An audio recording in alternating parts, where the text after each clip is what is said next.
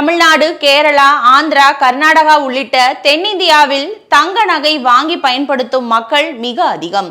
தங்கமும் வெள்ளியும் இன்றைக்கு பல குடும்பங்களுக்கு அசையும் சொத்தாக வாழ்வின் ஒரு அங்கமாக இருப்பதுதான் உண்மை. இந்த நிலையில் தங்கம், வெள்ளியின் விலை ஒன்றோடொன்று போட்டி போட்டுக்கொண்டு தொடர்ந்து உயர்ந்து வருவதால் பொதுமக்கள் மன அழுத்தத்துக்கு ஆளாகி இருக்கிறார்கள். ஒரு பவுன் தங்கத்தின் விலை 1,22,000 ரூபாயையும், 1 கிராம் விலை 15,000 ரூபாயையும் தாண்டிவிட்டது.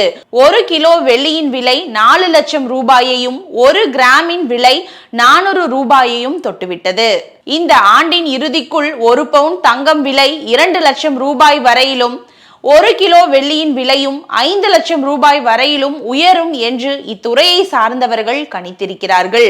இதனால் தங்கம் ஏழைக்கு எட்டாக்கனியாகிவிடும் நிலை உருவாகி வருகிறது. தங்க நகை வாங்குபவர்கள் விலையேற்றத்தால் எந்த அளவு தலை சுற்றலுக்கு ஆளாகிறார்களோ அதே நிலைமை இன்றைக்கு இந்த வியாபாரத்தில் ஈடுபட்டு வருபவர்களுக்கும் ஏற்பட்டுள்ளது.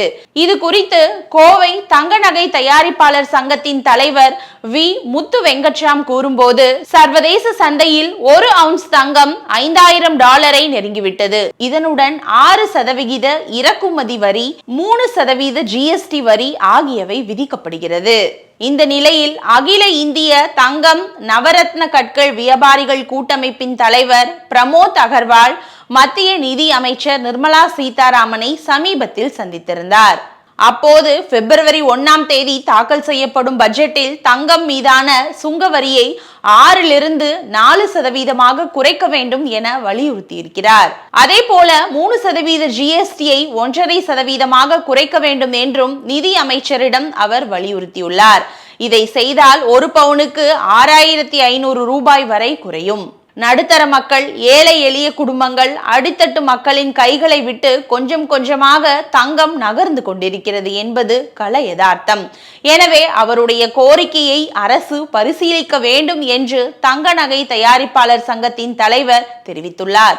கோவை நகை வியாபாரிகள் கூறும்போது, கடையில் உள்ள பொருளை விற்றால்தான் லாபம், ஆனால் விற்காமல் கடையில் ஸ்டாக் வைத்திருக்கும் நகைக்கும் சேர்த்து வரி செலுத்தும் வகையில் நகை தொழில் மாறியுள்ளது.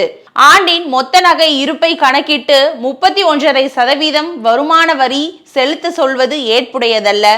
இதில் திருத்தங்களை மேற்கொள்ள வேண்டும் என மத்திய நிதி அமைச்சகத்திடம் கோரிக்கை வைத்துள்ளோம். இன்றைய சூழலில் 1 பவுனுக்கு 29,000 ரூபாய் வரி செலுத்தும் சூழல் ஏற்பட்டுள்ளது.